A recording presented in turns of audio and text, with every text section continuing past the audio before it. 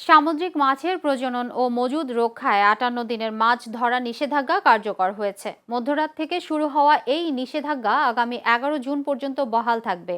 এ সময়ের মধ্যে সব ধরনের মাছ আহরণ সম্পূর্ণভাবে নিষিদ্ধ ঘোষণা করা হয়েছে।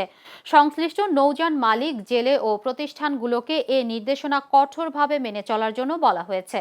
অন্যথায় বিদ্যমান আইনের আওতায় শাস্তিমূলক ব্যবস্থা নেওয়া হবে বলে সতর্ক করেছে কর্তৃপক্ষ।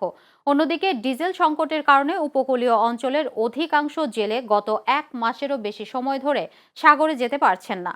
ফলে কয়েক লাখ জেলে, ট্রলার মালিক এবং মৎস্য খাত সংশ্লিষ্ট ব্যবসায়ীরা আর্থিক সংকটে পড়েছেন।